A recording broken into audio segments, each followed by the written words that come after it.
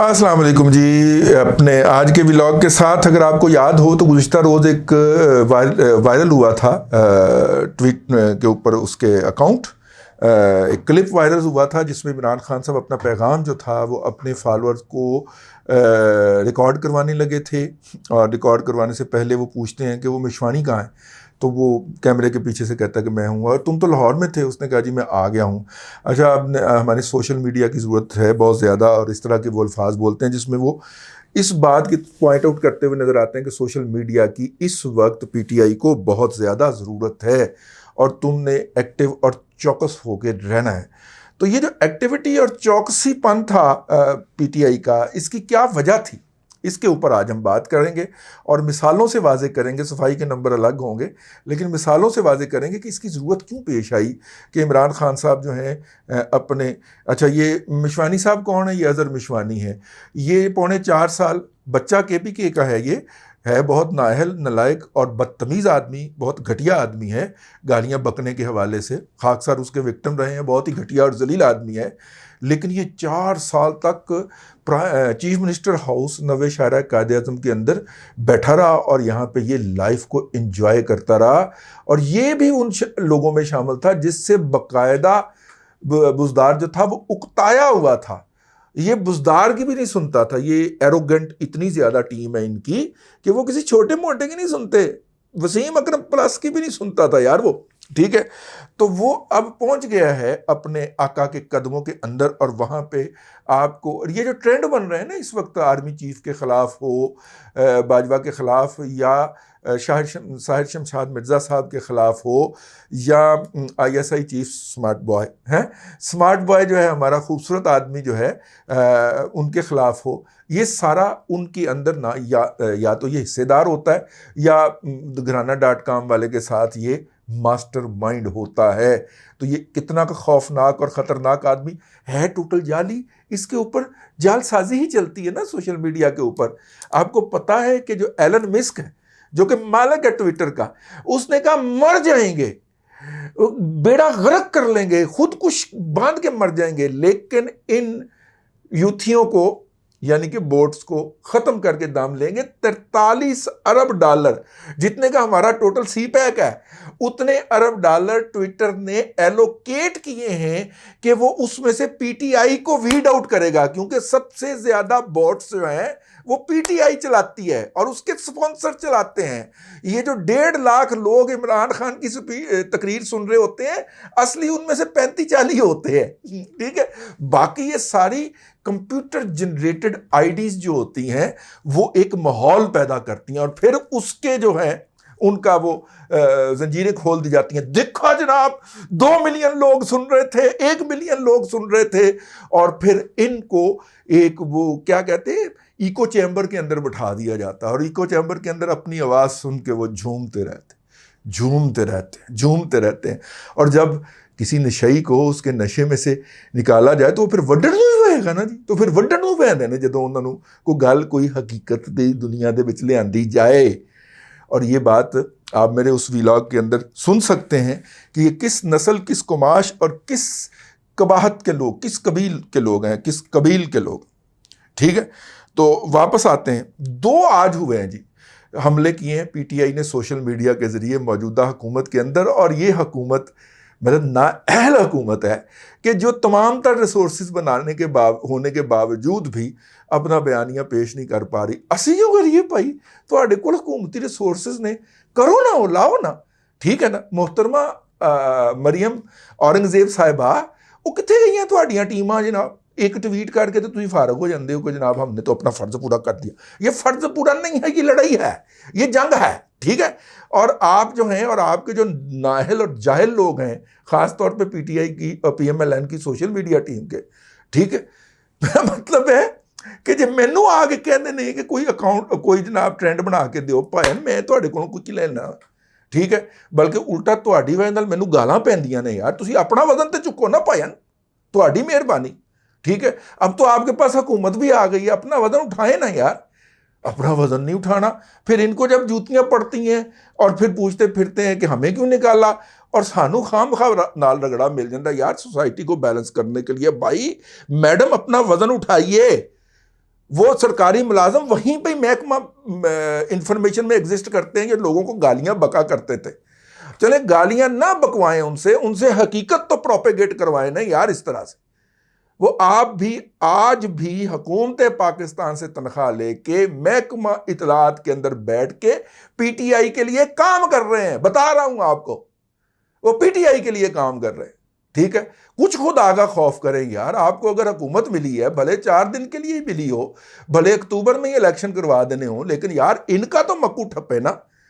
वो आपके डेटे दे रहे हैं कि 29 मई को आप घर जा रहे हैं और आप एक ट्वीट करके फारा हैं। हाँ, कमाल हो गया यार। और ऊपर से जनाब मेरा मतलब है कि हम क्यों करें जी उसका दिफा, हमने तो आपकी भी छित्रौल करनी है, हमने अभी अपना चिमोटा निकाला नहीं है, आपको अंदाजा नहीं है। ठीक है, हाँ, पीटीआई वाले तो गालियां बकने आ जाया करते, तो आप तो ये काम नहीं करेंगे ना, तो आपकी तो फिर ज्यादा होगी ना सर मैडम, तो इसलिए जरा ध्यान करें अपना। खैर, 2 खबरें हुई जी। एक तो पहले इन्होंने जाली खबर दी और फिर उसके ऊपर फवाद चौधरी, शहबाज गिल और आ गए जनाब कि जनाब वो जो है वो क्या होता है जी, 737 रोक के रखा हुआ है, 777 वो 777 तो बड़ा बड़ा जहाज होता है, उसके अंदर तो 390 के करीब लोग आ जाते हैं, 290 के करीब लोग आते हैं, 290 से ज्यादा आते हैं मेरे ख्याल, 350 लोग आ जाते हैं। ये तो बड़ा जहाज है यार, लंबे रूट का जहाज है। ये तो पाकिस्तान की जो इंटरनेशनल एयरलाइन है, इसके पास कुछ है ना जी 777, तो ये तो वो चलाती है मतलब कि इस्लामाबाद से लंदन जैसे रूट, इस्लामाबाद से कनाडा जैसे रूट्स के ऊपर चलाती है। तो भाईजान ये अच्छा 777 रोक के रखा हुआ है। ये जब खबर आती है तो उसके बाद फिर एक दमादम सुबह ये खबर छोड़ी जाती है, झूठ खबर थी, जाली खबर थी। जाली खबर के बाद फिर पीटीआई के जो साबिक जो उनके जर्नैल हैं फवाद चौधरी जैसे और शहबाज गिल जैसे, वो देखें कहते हैं जी कैसे रिसोर्सेज ज़ाया हो रहे हैं। यार ये हुकूमत जिसमें पाकिस्तान, ये पीटीआई की हुकूमत जिसमें पाकिस्तान एयरफोर्स का फैल्कन जो था, जो कि हमने इसलिए लिया था कि हम उसके अंदर इंस्ट्रूमेंट फिट करेंगे और वो फैल्कन उड़ता हुआ जहां से गुजरेगा वहां पे इर्द गिर्द भारतीय जो इंस्टॉलेशंस हैं कंप्यूटर एडेड, ख़ास तौर पे उनके रडार जो हैं उनको ये डिसेबल करता हुआ चला जाएगा। ये हमने इस्तेमाल किया था जब वो 26-27 फरवरी वाला मार्का हुआ था, अगर आपको याद हो, तो वो उनका जो मिराज 2000 था वो क्यों भागा था, और ये कुलभूषण यादव हमारे हत्थे क्यों चढ़ा था कि इस फैल्कन ने, अगर इसमें वो इंस्ट्रूमेंट फिट हो तो इस फैल्कन ने जाके उनका मक्कू ठप दिया था भाईजान, उनका जो सिस्टम था उसको हैक कर लिया था।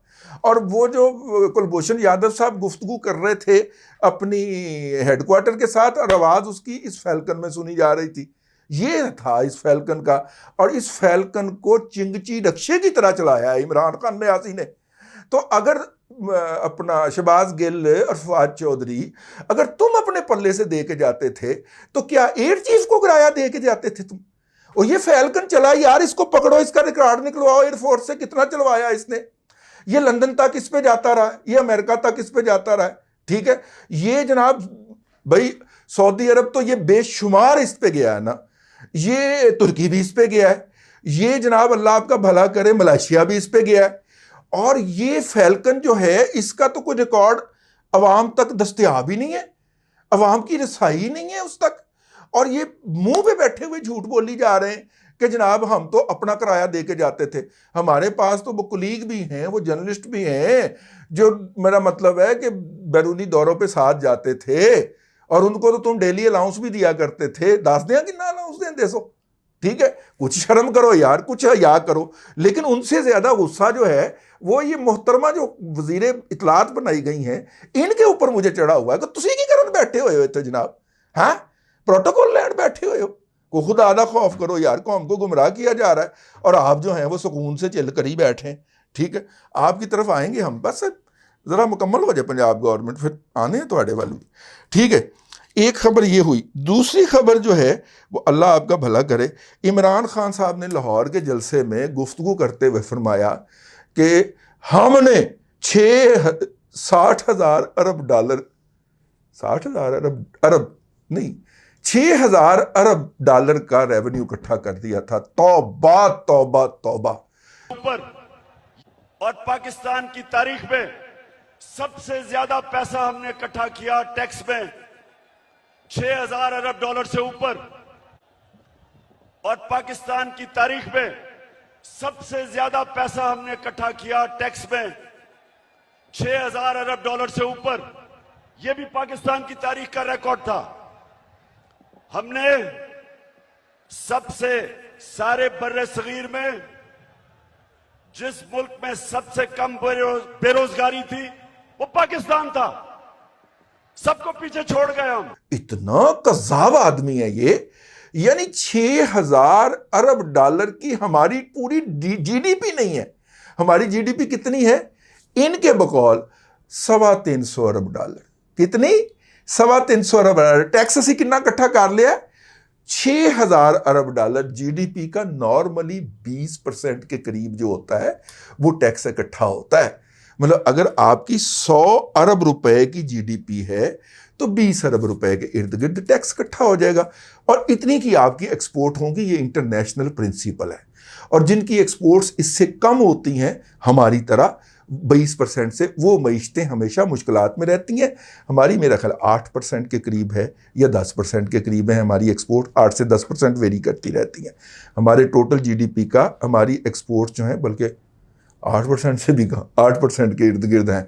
अगर 13.25 अरब की 325 अरब रुपए की हमारी जीडीपी है तो हमारी तकरीबन 28 से 30 अरब डॉलर की होनी चाहिए। हाँ, तो 32-33 अरब डॉलर का तो हमारा टारगेट है ना कि हमारी एक्सपोर्ट्स हो जाएंगी। तो ये 20 अरब डॉलर मतलब कि 20% होनी चाहिए। यानी 60 से 65 अरब डॉलर की हमारी एक्सपोर्ट्स होनी चाहिए, फिर हमारी इस जीडीपी को जस्टिफाई करती हैं। तो हमारी जीडीपी कितनी हुई? 325 अरब डॉलर की। और टैक्स हमने कितना इकट्ठा कर लिया? 6,000 अरब डॉलर का है। ये पागल हो गया जी, मेरा दिमाग खराब हो गया जी। हमने 6,000 अरब डॉलर का इकट्ठा नहीं किया। ये दावा कर रहा है, जो कि वो भी झूठा है। अगर हम इसको ये दे दें कि यार वो डॉलर नहीं कहना था, रुपये कहना था, ठीक है। अब तक की इतलात के मुताबिक हम जा रहे हैं 54 मतलब के 5.54 अरब रुपए के 5400 अरब रुपए यानी 5,400 अरब रुपए के टारगेट पे जा रहे हैं।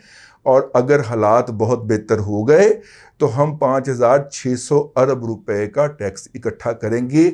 6,000 अरब रुपए के अभी भी चांसेस नहीं हैं। 6,000 अरब रुपए के चांसेस नहीं हैं। अल्लाह करे हो जाए। मैं तो कहता हूँ 6,200 अरब रुपया उस 6,000 से बढ़ के हो जाए। ख्वाहिश है एज ए पाकिस्तानी मेरी, लेकिन जो जिस तरह के हालात ये छोड़ के गए हैं, मईशत छोड़ के गए हैं, ऐसा होना मुमकिन नज़र नहीं आता। मुश्किल, बहुत मुश्किल नज़र आ रहा है। इसलिए जो है ये दो जाली खबरें हैं और दोनों जो हैं वो घुमाई जा रही हैं, सर्कुलेट की जा रही हैं।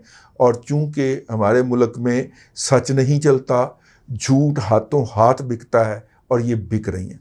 मैंने कहा जी ये जो इन्होंने आते ही जो मीडिया वॉर शुरू की है और जिस तरह मिशवानी याद आया इमरान खान को, ठीक है, उसका आपको पता होना चाहिए कि वो क्या है और ये किस तरह से हमलावर हो रहे हैं आपके और हमारे दिमागों के ऊपर। आज के लिए इतना ही जी। अल्लाह तबारक व तआला आपको आसानियाँ अता करे और आसानियाँ खल्क़े खुदा में तकसीम करने की तौफीक अता करे।